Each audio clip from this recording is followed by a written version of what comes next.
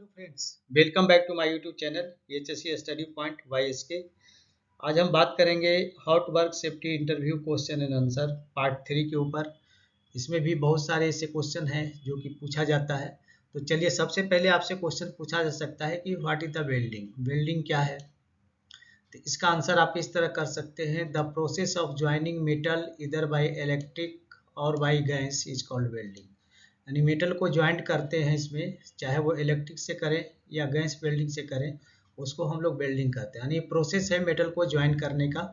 वो तो मेटल को ज्वाइन करने के प्रोसेस को वेल्डिंग कहते हैं, चाहे वह इलेक्ट्रिसिटी के द्वारा किया जाए या गैस के द्वारा किया जाए। इसमें क्या होता है, वेन वेल्डेड, अगर इसको वेल्ड कर देंगे, two piece of similar metal are fused. तो वेल्ड क्यों कैसे किया जाता है? तो उसमें दो पीसेज होते हैं जो सिमिलर मेटल का होता है, उसको फ्यूज किया जाता है, यानी मेल्ट किया जाता है। और मेल्ट होने के बाद वो ऑटोमेटिकली एक दूसरे से ज्वाइंट हो जाते हैं। तो इस प्रोसेस को ही वेल्डिंग कहते हैं। चलिए, अब दूसरा क्वेश्चन आपको पूछा जाता है कि what are the types of welding. Welding के टाइप्स क्या क्या है जो खास करके कंस्ट्रक्शन साइड में और प्रोसेस इंडस्ट्री में जब मेंटेनेंस होती है तो उसमें चलता है। तो पहला होता है शिल्डेड मेटल आर्क वेल्डिंग, जिसको शॉर्ट फॉर्म में SMAW बोलते हैं। दूसरा होता है गैस टंगस्टन आर्क वेल्डिंग, जिस शॉर्टकट में GTAW बोलते हैं। थर्ड होता है टंगस्टन इनर्ट गैस, यानी TIG वेल्डिंग बोलते हैं। उसके बाद होता है इलेक्ट्रिकल आर्क वेल्डिंग, जो जनरल वेल्डिंग आप देखते हैं रॉड के थ्रू किया जाता है। और उसके बाद होता है ऑक्सी एसिटिलीन गैस वेल्डिंग। इसमें ऑक्सीजन और एसिटिलीन को जला के दो पार्ट जो होते हैं मेटल के, उसको गलाया जाता है और उसके साथ वो फिर ज्वाइंट हो जाता है। तो इसको बोलते हैं ऑक्सी एसिटिलीन गैस वेल्डिंग। चलिए, इसके बाद नेक्स्ट क्वेश्चन पूछा जा सकता है कि what are the welding hazard. Welding में हजार्ड्स क्या क्या है, तो उस पर बात करेंगे। उसका आंसर आप इस तरह कर सकते हो, वेल्डिंग एक तरह का हॉट वर्क है, तो इसमें फायर लगने की संभावना हो सकती है, एक्सप्लोजन हो सकता है from spark and spatter. Spark वो है जो उड़ता है, स्पैटर वो है जो जब गैस कटिंग करते हैं तो जो गल के गिरता है उसको स्पैटर बोलते हैं। इनहेलिंग ऑफ टॉक्सिक गैसेस, तो वेल्डिंग करने बाद इसमें टॉक्सिक गैस का इनहेल करते हैं हम लोग। फ्यूम्स इसमें क्रिएटेड होता है फ्रॉम वेल्डिंग, जो कि हेल्थ हजार्ड है, वो काफ़ी खतरनाक है, लॉन्ग टाइम में इसका इफेक्ट आता है। Eye injury from the heat source, क्योंकि वेल्डिंग करने के बाद वहाँ हीट काफ़ी होती है, तो जिसके कारण आई इंजुरी हो सकती है, और due to a welding and burning के कारण। इलेक्ट्रिकल शॉक लग सकता है, क्योंकि यहाँ पे, तो इसके लिए क्या करना चाहिए, electrical proof safety device should be maintain such as RCCB for human protection. तो यहाँ पे इलेक्ट्रिकल शॉक से बचने के लिए RCCB का इस्तेमाल किया जाना चाहिए, नहीं तो यहाँ पे इलेक्ट्रिकल शॉक हो सकता है।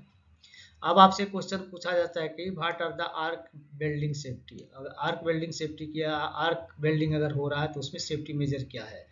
तो सबसे पहले यहाँ देखेंगे, आंसर कर सकते हैं, the metal arc welding process involve the production of ultra violet radiation.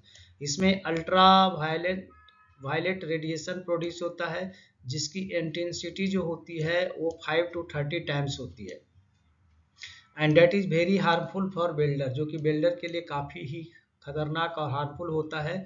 तो इसमें क्या करना है, कुछ सेफ्टी मेजर है जिसको फॉलो करना। पहला है, employ in area is to be protected from arc by screening and right filter lenses. तो स्क्रीनिंग वहाँ पे करना पड़ेगा, और नहीं तो वहाँ पे राइट फिल्टर लेंसेज लगाने पड़ेंगे। दूसरा है, wet working condition must be avoided. तो जहाँ पे काम कर रहे हैं वहाँ पे वेट एरिया अगर है तो इसको अवॉइड करना है। अवॉइड इसलिए करना है क्योंकि because water is an excellent conductor of electricity. Water जो होता है वो इलेक्ट्रिसिटी का एक्सीलेंट कंडक्टर होता है, मतलब बहुत ज़्यादा। And will always follow the path of least resistance, यानी कि वाटर में रेसिस्टेंट नहीं होता है तो करंट क्या करेगा, उसी पाथ को अडॉप्ट करता है जिसमें कि लीस्ट रेसिस्टेंट है। रेसिस्टेंट बिल्कुल नहीं है, तो पानी में रेसिस्ट नहीं है, इसका मतलब पानी में बहुत तेजी से करंट फैलता है। तो ये है जो सेफ्टी मेजर आपको लेना है। दूसरा क्वेश्चन पूछा जा सकता है कि what is the welding health hazard. तो वेल्डिंग में हेल्थ हजार्ड क्या क्या है। तो सबसे पहले जो हजार्ड है वो है गैस एंड फ्यूम्स का। Inhaling toxic gases from base material, यानी कि उसमें जो बेस मटेरियल होते हैं रॉड में, फिलर मटेरियल जो फिल करते हैं, उसमें कोटिंग होता है, वो जो कि जिस पे बिल्ड करता है उसमें कोटिंग हो सकता है, पेंट हो सकता है, या शील्डिंग गैस का इस्तेमाल वहाँ पे उसमें किया जाता है जो कि शील्ड करता है ऑक्सीजन से, उसको प्रोटेक्ट करता है ऑक्सीजन ना लगे। और या कंटामिनेंट इन द एयर, या एयर में कंटामिनेंट है, तो इसके कारण क्या होता है, effect are different for each gas, जितने भी गैस है उसके इफेक्ट अलग अलग हैं। Short and long terms reaction में भी फेवर टू कैंसर, तो इसकी शॉर्ट टर्म में या लॉन्ग टर्म में इसका रिएक्शन है जो कैंसर के रूप में दिख सकता है। अब यहाँ दूसरा चीज है हीट। हीट के कारण क्या होता है, कैन कॉज बर्न, इसके कारण जल सकता है, आई इंजुरी हो सकती है, हीट स्ट्रेस हो सकता है, हीट स्ट्रोक हो सकता है। रेडिएशन भी इसमें होते हैं, रेडिएशन का भी प्रॉब्लम रहता है। इसमें अल्ट्रावायलेट रेडिएशन निकलते हैं। अब अल्ट्रावायलेट रेडिएशन जो निकलते हैं उसका होता क्या है कि ultraviolet react with oxygen and nitrogen and create nitrogen oxide, ये नाइट्रोजन ऑक्साइड को बनाता है, और दीज आर टॉक्सिक, ये टॉक्सिक होते हैं, एंड कैन कॉज लंग्स का डिजीज, जिसके कारण लंग्स का डिजीज होता है। यानी अल्ट्रावायलेट रेडिएशन जो निकलता है वो क्या करता है, ऑक्सीजन एंड नाइट्रोजन से रिएक्ट करके नाइट्रोजन ऑक्साइड बनाता है जो कि एक टॉक्सिक है और जिसके कारण लंग्स डिजीज हो सकता है। इंफ्रारेड अगर रेडिएशन की बात करें तो ये क्या में heat the skin and tissue below the surface, तो इसमें है जो IR इंफ्रा में भी ये प्रॉब्लम हो सकता है। चलिए इसके बाद आपसे क्वेश्चन पूछा जा सकता है कि what are the hot work general safety requirement, hot work जो करते हैं उसमें जनरल सेफ्टी रिक्वायरमेंट क्या क्या है। तो पहला है combustible material keep safe distance of 35 feet, यानी कि 10.7 मीटर का कम से कम, अगर कंबस्टेबल मटेरियल वहाँ पे हैं और दूसरे जगह रखने की पॉसिबिलिटी नहीं है तो कम से कम उसको 35 फीट दूर रखें, या मीटर में बात करें तो 10.7 मीटर दूर रखना है। Guarding need to be use to restrict the heat, तो हीट को रिस्ट्रिक्ट करने के लिए वहाँ पे गार्ड करना है, स्पार्क को भी गार्ड करना है, एंड स्लैग को भी गार्ड करना है, and B free from hazard, fire hazard, जिसके कारण है जो फायर हजार्ड से आप दूर होंगे, तो ये करना पड़ेगा। इसके लिए गार्डिंग करना पड़ेगा, हीट से बचना, स्पार्क से बचना है, स्लैग से बचना है।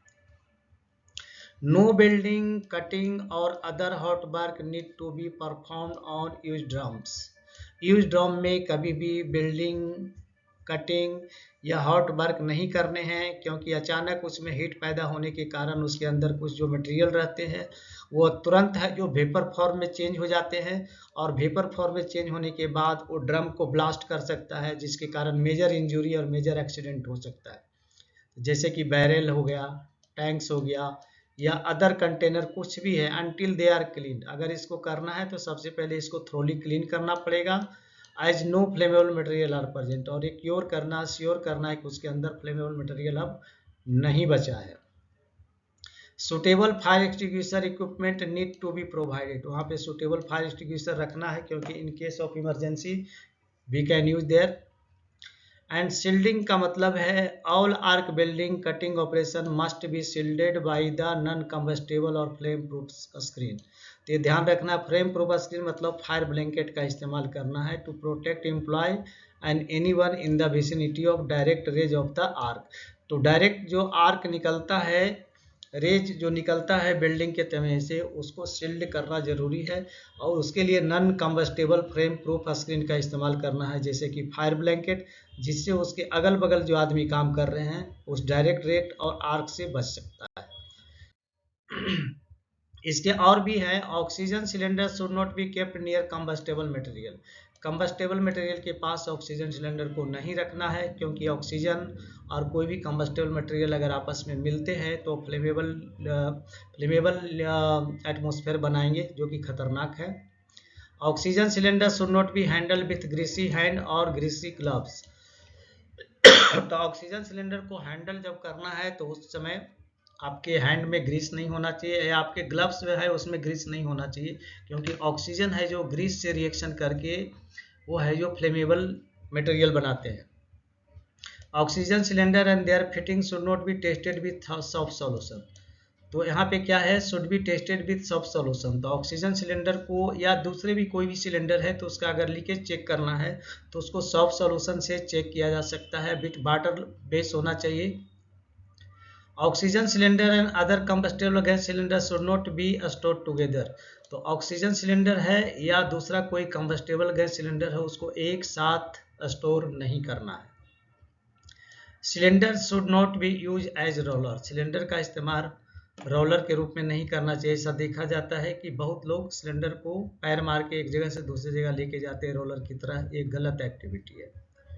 Oxygen should not be use for ventilating the confined space. अगर कन्फाइंड स्पेस में काम हो रहा है, वो ऐसा एरिया जो कन्फाइंड स्पेस जैसा है जिसमें कि फ्यूम्स जो डेवलप हुए नहीं निकल रहे हैं, तो वहाँ पे ऑक्सीजन का इस्तेमाल वेंटिलेशन के लिए नहीं करना चाहिए, क्योंकि ये काफ़ी खतरनाक होगा।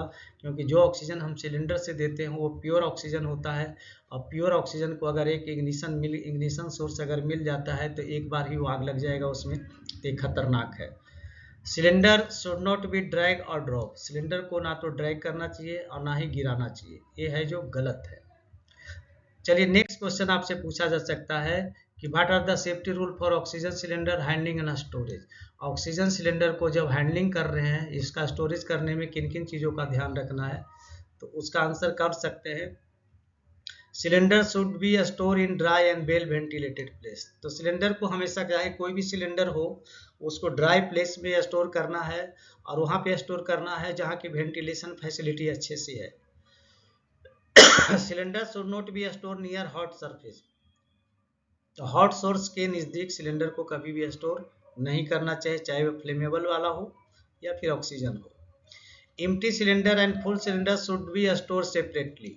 अब यहाँ पे क्या है, जो एम्प्टी सिलेंडर हैं या फुल सिलेंडर है उसको स्टोर सेपरेट करना, अलग अलग करना है। Leakage cylinder remove from open space and release the gas without getting ignited. तो ये ध्यान रखना है, अगर कोई लीकेज सिलेंडर है तो उसको है जो वहाँ से दूर ले जाए और उसके गैस को रिलीज कर दे, विदाउट इग्निशन सोर्स वहाँ नहीं होना चाहिए जिस समय रिलीज कर रहे हैं, और नहीं तो अगर नहीं हो पा रहा है तो वेंडर को वहाँ पे बुलाना है।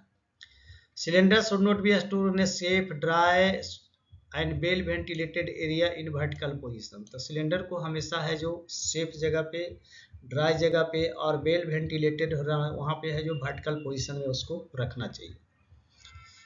The cylinder should be secured properly to avoid falling.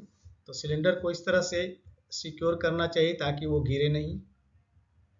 Flammable gases shall be store at least 50 feet away from the office area. तो ध्यान रखना है, फ्लेमेबल गैस जो भी है उसको ऑफिस एरिया से 50 फीट दूर रखें। और empty cylinder should be identify by marking with a chalk. जो एम्प्टी सिलेंडर है जो चौक से मार्क कर दे। And check for damage before returning to supplier. और उसमें अगर कोई डैमेज के लिए चेक कर लें सप्लायर को देने के पहले, ताकि पता चले कुछ प्रॉब्लम है। और उसके बाद है cylinder should not be kept at a support. तो सिलेंडर का कभी भी सपोर्ट लेना नहीं चाहिए, सपोर्ट के रूप में सिलेंडर का इस्तेमाल नहीं करना चाहिए। तो दोस्तों अभी आपने ये सारे क्वेश्चन का आंसर कैसे देना है आपने जाना। तो चलिए यहाँ पे मैं आपसे रिक्वेस्ट करता हूँ, अगर आप हमारे चैनल पे नए हैं तो प्लीज़ चैनल को सब्सक्राइब करें, दोस्तों में ज़रूर शेयर करें और बेल आइकन को ऑल पे सेट कर लें ताकि हमारे सभी वीडियो का नोटिफिकेशन आपको टाइम से मिले। तो चलिए मिलते हैं आपसे नेक्स्ट वीडियो में, तब तक के लिए जय हिंद, वंदे मातरम।